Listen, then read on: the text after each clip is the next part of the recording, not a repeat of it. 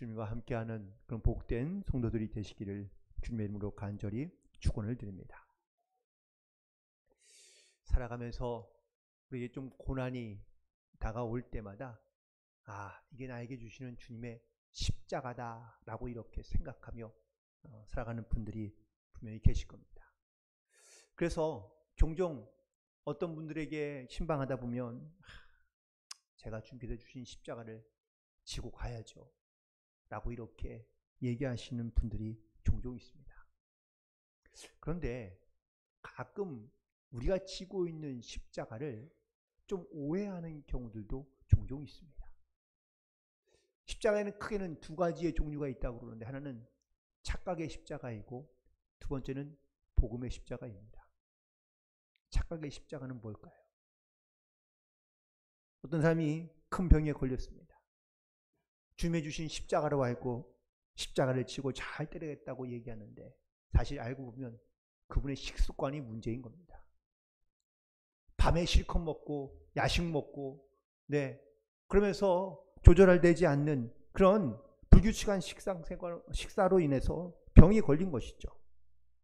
우리가 때로는 자기의 몸 관리를 잘 하긴 하지만 우리가 탐욕을 부르다가 이렇게 병으로 얻은 것들을 때로는 우리는 하나님께서 주신 십자가라고 생각하는 경우도 있습니다.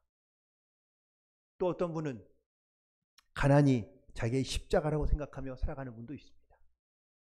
물론 이렇게 오랫동안 가난이 계속되는 것도 역시 십자가일 수 있긴 했죠. 그런데 어떤 사람은 지나친 자기의 욕망과 욕심 가운데 빠져 방탕하다가 결국은 가난에 빠지게 되는 경우도 있거든요. 결국 자기가 무언가를 잘못하거나 아니면 실수로 야기되는, 분명 자기로 인해 당하는 고난도 있는데 우리는 착각하는 겁니다. 그냥 주님께서 나에게 고난을 주시기 위한 어떠한 십자가로 생각하는 경우들이 많이 있습니다. 그렇다면 우리가 알고 있는, 혹은 또 우리가 반드시 기억해야 될 복음의 십자가는 뭘까요? 굳이 내가 예수님 때문이 아니면, 혹은 또 복음 때문이 아니면 굳이 이 고난과 어려움을 당하지 않아도 되는데, 예수님 때문에, 복음 때문에 당하는 고난을 우리는 복음의 십자가라고 말할 수 있습니다. 왜 이런 이야기들을 많이 듣죠? 복음이 오히려 축복이다. 그런데 이 말을 들을 때는 마음이 그렇게 썩 달갑진 않습니다. 고난당하는 입장에서 보면 왜 고난이 축복인가? 고난 자체가 힘들고 어렵고 또한 불편한 일이기에 이것이 나의 잘못으로부터 오는 고난이라면 그러면은 받아들일 수 있긴 하겠지만, 내가 복음 때문에, 예수님 때문에 당하는 고난이라면 조금 억울하지 않을까? 그런데 그런 고난을 나는 과연 기쁨으로, 감사함으로, 즐거움으로 이 고난을 축복된 것으로 내가 과연 받아들일 수 있을까? 나의 잘못이 아닌 다른 사람의 실수나 혹은 또 다른 사람 때문에 당하는 고난이라면 내가 과연 이 고난을 기쁘게 받아들일 수 있을까? 쉽지 않죠. 우리가 잘 알고 있는, 지금 이지선 씨라 여러분들 많이 간증도 들어보셨고 또한 주도 왔었는데 불의의 교통사고를 당했습니다. 그런데 풋풋한 혹은 또 아름다웠던 여대생이었던 그녀가 공부하고 돌아오는 길에 오빠의 차를 탔는데 술 취한 사람이 그 차를 받아서요, 결국은 온 몸에 화상을 다 입고 그리고 죽음을 몇 번이나 오락가락하는 대수술을 받아야 됐습니다. 여전히 그녀의 모습은 완전히 회복된 건 아닙니다. 손가락도 끝마디는 다 잘려나가고, 그리고 얼굴도 형편이 없지만 그녀는 그녀의 간증집에서 그녀는 이렇게 고백하고 있습니다.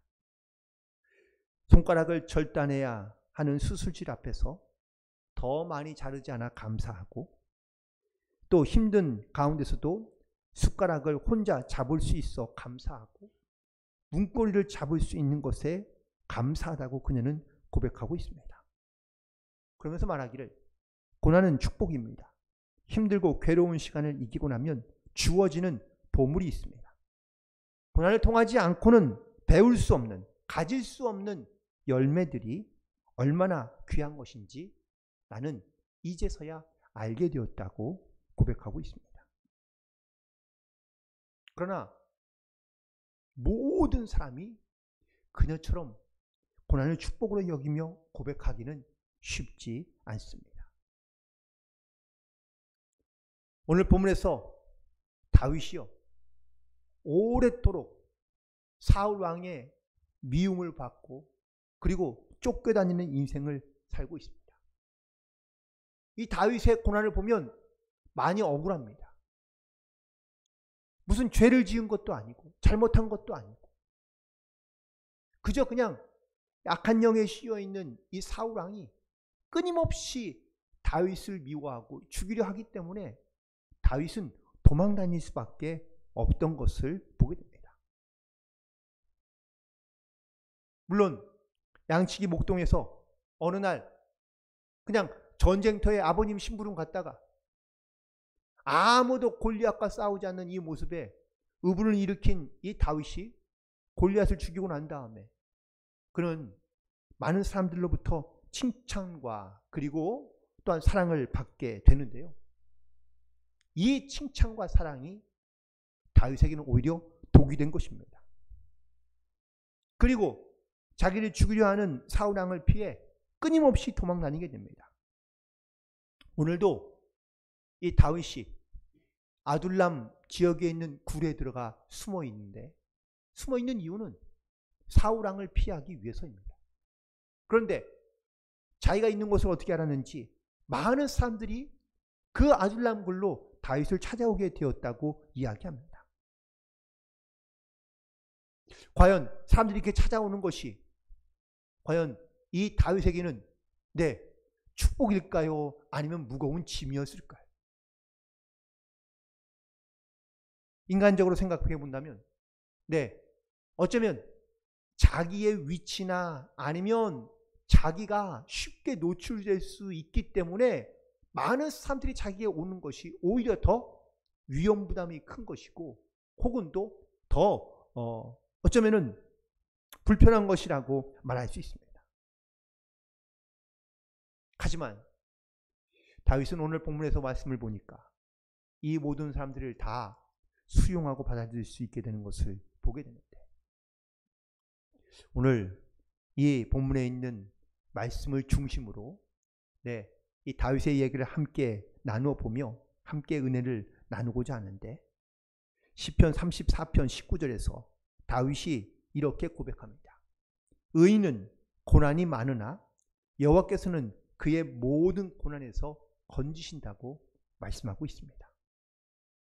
또 시편 119편에 있는 시편 저자는 이렇게 고백합니다. 고난 당하는 것이 내게 유익이라. 내가 이로 인하여 주의 율례를 배우게 되었다고 고백하고 있습니다. 고난을 통해서 다윗과 그리고 또한 시편에 있는 기자는 하나님께서 주시는 지혜를 얻고 또한 이 고난 속에서도 하나님께서 뜻하신 바가 있다는 것을 깨닫고 또한 고백하고 있는 것을 보게 됩니다. 심지어 고난이 나에게 많은 유익을 주고 있다고 고백하고 있는 것을 보게 되는데 이 고난이 우리에게 주는 유익과 또한 축복은 과연 무엇일까? 첫 번째, 이 고난이 우리에게 주는 축복은 바로 이 고난을 통하여 우리가 하나님을 찾게 되고 하나님께 기도하는 그러한 통로가 되기 때문인 줄로 믿습니다. 우리는 우리를 너무나 잘 알고 있지 않습니까? 고난이 있을 때야 우리는 하나님 앞에 매달리게 되는 경우가 많습니다. 정말 고난이 없어도 신앙생활을 정말 하나님을 찾고 하나님을 의지하며 살아가는 정말 믿음의 훌륭한 분들이 물론 계시지만 대부분의 우리들은 다 고난이 있어야 주님께 나오게 되고 기도하게 된다라는 사실이죠. 하나님은 고난을 통하여 우리를 부르시고 있는 겁니다. 기도의 자리로. 그리고 또한 하나님의 기도에 하나님의 음성을 들을 수 있는 그런 기도의 자리로 우리를 초청하고 또한 기도하라는 하나님의 사인인 줄로 믿습니다. 하나님 분명 모든 시대를 통해서 기도하는 자들을 찾고 계시는데요. 그런데 많은 사람들이 지금 현대교회에 가장 큰 위기가 왔다고 이야기합니다. 그런데 그 위기의 원인을 찾으면 과연 뭘까요? 시설이 부족하거나 사람이 부족하거나 일할 사람이 없다는 이야기도 하긴 하지만 사실 가장 큰 원인과 이유는 바로 기도의 부족입니다. 우리는 예전에는 기도 많이 했습니다. 아니, 많이 하려고 노력했습니다. 그리고 기도하는 자리에 늘 함께 있으려고 힘썼는데 이제는 기도해도 기도하자고 하면 또한 기도의 자리로 초청해도 잘 오지 않습니다. 이유는 많죠. 바빠서, 힘들어서, 뭐가 어려웠어. 기도의 필요성을 느끼지 못하니 기도의 자리에 나오지 않는 겁니다. 그러다가 문제가 생기거나 고난이 생기면 그제서야 하나님 앞에 기도하러 나오는 모습들을 보게 됩니다. 다윗도 고난을 통해서 그가 하나님 앞에 기도하며 나아가는 방법들을 배우기 시작하게 되는데요. 이 다윗이 물론 이스라엘의 군대의 장관이기도 했고 또 나가는 전쟁마다 승리했습니다.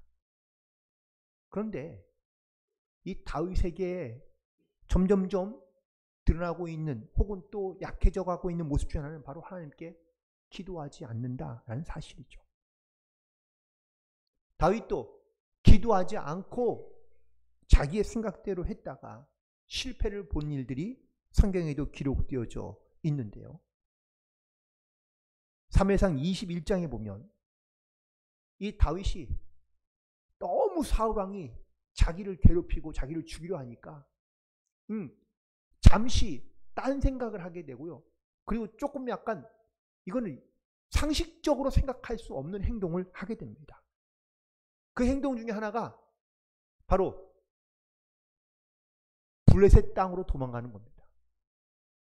심지어 그가 도망간 곳이 어디냐면 자기가 죽인 골리앗의 고향 땅인 가드라는 곳으로 도망갑니다. 그가 그 가드 땅으로 가서 왜냐하면 블레셋 땅으로 가면 사울 왕이 자기를 쫓아오지 못할 것이 분명할 것 같아서 그래서 그 가드라는 곳으로 블레셋 땅으로 도망간 겁니다. 그리고 임금을 만나서 부탁합니다. 사울 왕이 나를 죽이려 하니 나를 여기에 살게 해달라고 요청합니다. 그러자 이 가드 왕이 다 모든 신하들을 모아놓고 회의를 합니다.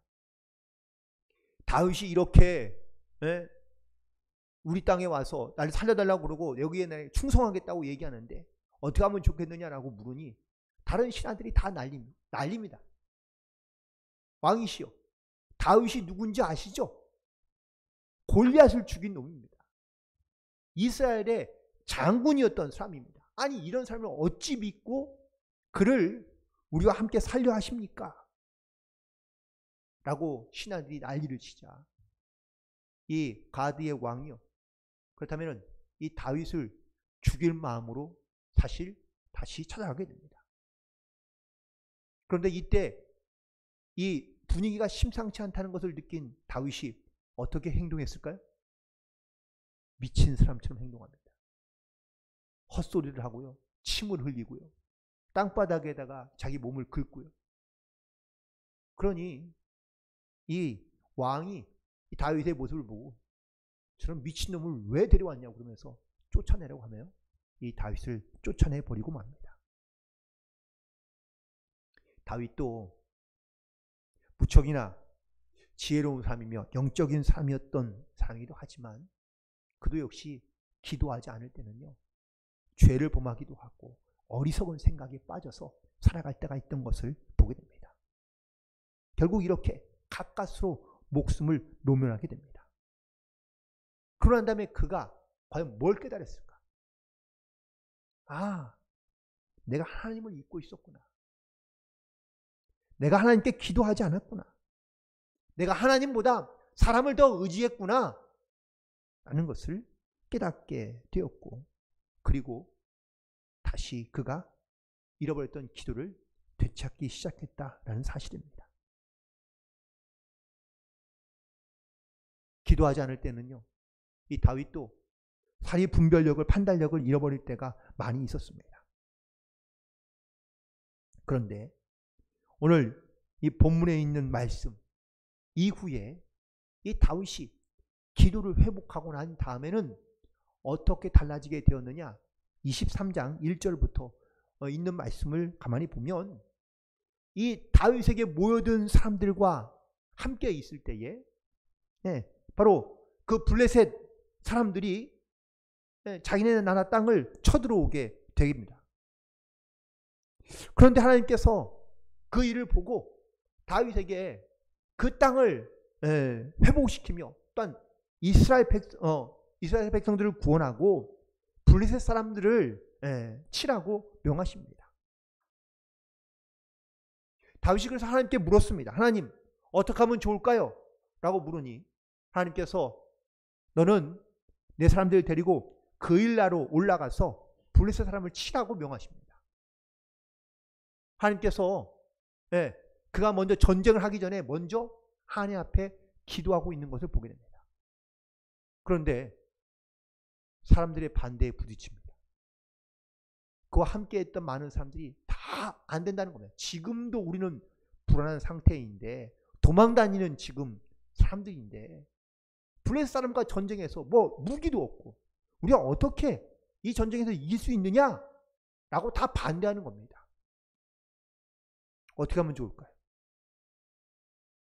4절에 보니까, 23장 4절에 보니까 다윗이 여호와께 다시 묻습니다. 주님, 하나님, 내가 그일라로 올라갈까요?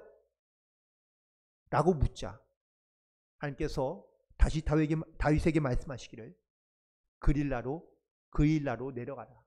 내가 블레셋 사람을 내 손에 넘기리라 라고 말씀하십니다. 결국 이 두 번의 기도를 통하여 확신을 얻게 된 이 다윗은 자기의 사람들을 데리고 그일라로 올라가서 블레셋 사람들을 무찌르게 됩니다. 종종 우리는 하나님께 묻지 않고 기도하지 않고 우리는 내 생각과 내 뜻대로 행할 때가 많습니다. 하나님께서 내 생각대로 내 계획대로 되지 않고 오히려 그 일로 인하여 우리 가운데 어려움이 생기거나 힘든 일이 생긴다면 그러면은 반드시 한번 돌아보시기 바랍니다. 내가 하나님께 묻지 않고 기도하지 않고 내가 혹시 내 뜻대로 내 마음대로 내 계획대로 하는 일은 아니었는지, 기도하기 싫어서도 아니요, 혹은 기도를 못해서 내가 이 고난을 당하고 있다는 깨달음을 주신다면 우리는 먼저 하나님 앞에 기도함으로 어떠한 문제든지 어떠한 일이든지 먼저 우리는 하나님 앞에 기도함으로 우리가 하나님의 뜻을 분별하며 그리고 기도를 통하여 우리 가운데 주시는 하나님의 큰 은혜와 섭리를 깨닫고 나아갈 수 있는 그런 저와 여러분 되기를 간절히 축원을 드립니다. 두 번째, 이 고난이 우리에게 주시는 귀한 축복은 바로 이 고난을 통하여 우리의 마음이 넓어지고 포용할 수 있는 마음을 주시기 때문입니다. 오늘 본문에 있는 말씀 1, 2절에 보면 다윗이 아둘람 굴로 도망하게 되었는데요. 이 소식을 듣고 이 다윗의 형제와 아버지가 다윗을 찾아오게 됩니다. 근데 식구들만 오는 것이 아니라 예, 2절에 보니까 환난당한 자, 빚진 자, 마음이 원통한 자가 다 이 다윗에게로 모이게 되었다라고 말하고 있습니다. 다윗이 사울의 사위였을 때, 이스라엘 군대 내 장관이었을 때, 과연 그들에게 이런 연약한 사람들이, 환난당하는 자, 빚진 자, 마음이 원통한 자들이 과연 다윗을 찾아왔을까요? 아니, 찾아왔다 하더라도 다윗이 그들에게 관심을 보이거나 그들을 과연 따뜻한 마음으로 대했을까요? 모르긴 몰라도 그렇지 못했을 것입니다. 하지만 지금은 다윗은 사울왕의 이러한 죽임으로부터 계속 도망다니고 있는 상태입니다. 다윗도 원통한 일이 많습니다. 마음이 힘듭니다. 환난당한 가운데 있습니다. 혹은 또 정말로 많은 사람들에게 빚을 지고 살아가는 빚진 자의 모습으로 살고 있는 것이죠. 그가 그런 상황이 되자 이 다윗을 찾아온 환난당한 사람, 빚진 자들, 마음이 원통함이 있는 사람들을 이해할 수 있게 되고 그들을 포용할 수 있게 되었다라는 사실입니다. 여러분들, 동병상련이라는 말 아시죠? 가만히 보면, 네, 여러분들 저희 교회에도 대부분 그렇긴 했지만 대부분 다 비슷한 병을 갖고 있는 사람들끼리 모여서 이야기를 많이 합니다. 허리가 아프면 허리가 아프다는 사람, 아니면 어쨌든 내 몸이 물론 어디가 아프다는 공통점을 갖고 있는 사람들끼리 모여서 수다의 꽃을 피우기가 쉽습니다. 왜? 이런 유머도 있는데요. 어떤 강도가 어느 집에 들어가서 강도질을 하려는데 밤에 갑자기 방문이 열리더니 거기서 이제 주인 남자가 나오는 겁니다. 엉겁결에 당황한 이 강도가요, 칼을 꺼내며 손들어! 라고 했는데 이 사람이 손을 안 드는 겁니다. 그래서 왜 손을 안 드냐고 화를 내니까 내가 며칠 전에 디스크 수술했는데 손이 안 올라간다는 겁니다. 그러자 이 강도가 그러냐고. 나도 얼마 전에 나도 몇 년 전에 수술했는데 나도 살기가 어려워서 나도 이 강도질을 하고 있다고 얘기하는 겁니다. 그러면서 밤새도록 이 두 사람이 어느 병원에 갔더니 디스크가 좋다더라, 아니면은 약을 뭘 먹어야 된다더라, 운동은 뭐 해야 되냐, 이런 이야기를 나누다가 결국은 그냥 나왔다는 겁니다. 여러분들, 사람의 관계에도요, 뭔가 같은 아픔을 느끼고 동질감이 있을 때 그 사람과 가까워지는 것을 느낄 수 있습니다. 그래야 서로를 더 깊이 있게 이해하게 되는 것처럼 말입니다. 우리가 고난 중에 혹은 또 내가 어떤 고난을 경험하고 나면 그 동일한 고난을 겪고 있는 사람들을 다시 보게 되는 경우가 많이 있습니다. 어떤 사업하는 교회에 권사님이 계셨는데 이분이요, 특별히 그 감옥에 갔다 오신 이런 분들을 아주 싫어하는 겁니다. 아니, 세상에서 죄를 짓지 않고 살아갈 수 있고 선하고 진실하게 살아가면 되는데 왜 죄를 짓고 혹은 또 나쁜 일을 해서 감옥에 가느냐, 이해하지 못한다는 겁니다. 그리고 그런 사람들을 매우 멸시합니다.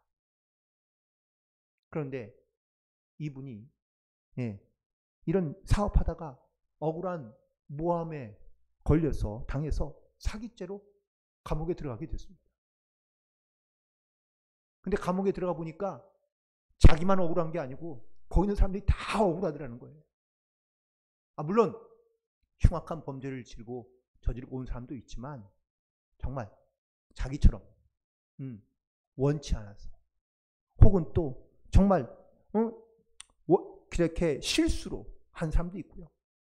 그는 양심수도 있고 혹은 또 특별히 어떤 이러한 사회 어떤 일을 하다가 억울하게 들어온 사람들이 많이 있다는 것을 알게 되고 난 다음부터는 다시 그가 사람을 보는 눈이 달라지게 되었다라는 사실입니다.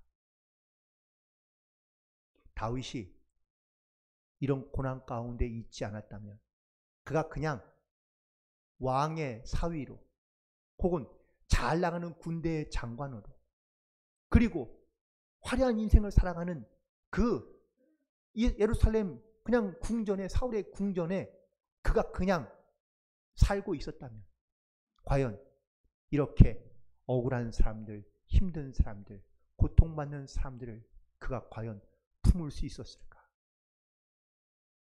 오히려 하나님은 이 다윗의 고난을 통하여 그런 마음이 원통한 사람들 또한 빚진 자들 그리고 환난당하는 사람들 이런 사람들을 품을 수 있게 되었고 또한 그들을 도울 수 있게 된 것이 이것이 바로 그가 그런 같은 동일한 고난을 당하고 있었기 때문인 줄로 믿습니다.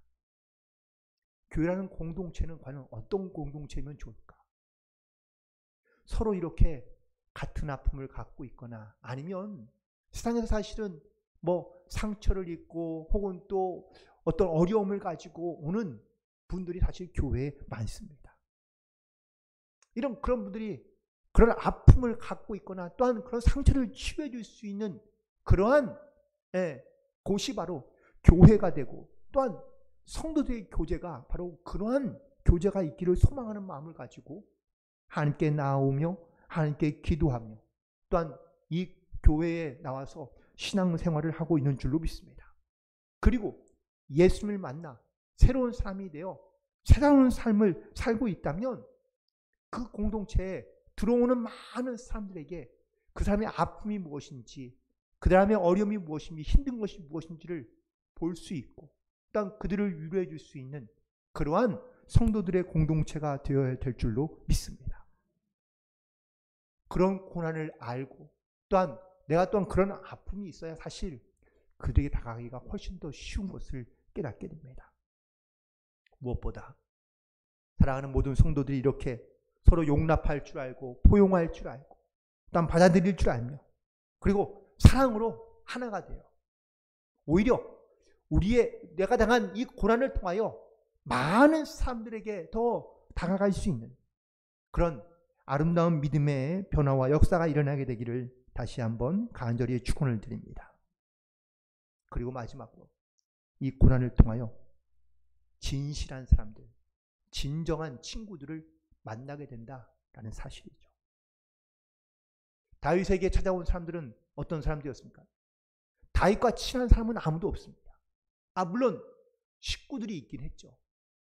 하지만 다윗을 찾아온 모든 사람들은 대부분 다 원통한 사람들, 마음이 힘든 사람들, 빚진 자들 이런 사람들이 사실은 다윗을 찾아와서 다윗을 통하여 위로받게 됩니다. 힘을 얻게 됩니다. 그리고 그와 이제 한 가족이 한 공동체를 이루어가게 되는데 이후에 이 사람들이 다윗에게는 없어서는 안 될 가장 중요한 사람들 그리고 가장 그를 사랑하며 또한 그를 신뢰하는 사람들 좋은 친구들이 되어준 줄로 믿습니다. 사실 세상에서 나를 이해하고 나를 알아주는 사람 몇 사람만 있어도 그는 참 행복한 사람이라는 이야기를 많이 합니다. 그런데 진짜 진실한 친구가 되어주기 위해서는 사실 그 고난을 함께 겪는 그러한 사람들이 바로 진정한 친구가 되어 수 있는 것을 깨닫게 됩니다. 같은 처지에 혹은 또 비슷한 처지에 또한 같은 아픔을 갖고 있는 사람이라면 아마 그 어려움을 당한 사람을 결코 그냥 무시하거나 아니면 버려두지 아니하고 그 사람에게 다가가며 또한 그 사람에게 힘과 용기를 줄 수 있는 사람이 바로 진정한 친구인 줄로 믿습니다. 그런데 그 사람이 어려움을 당하니까요. 혹시라도 나에게 전화라도 올까봐 전화도 바꾸고 전화 오면 받지도 않고 이런 우리가 인간적인 계산에 의해서 사실 어떤 관계를 유지한다면 진실한 친구가 될 수는 없겠죠. 다윗에게는 아주 좋은 친구가 있었는데 그는 바로 요나단이라는 친구입니다. 요나단은 사실 사울 왕의 아들이거든요.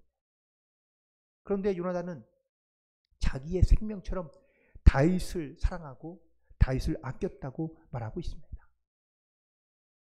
다윗이 어려움에 처했을 때 그를 변호해주고 또한 위험을 무릅쓰며 다윗을 보호해주고 피신시켜 주기도 했습니다.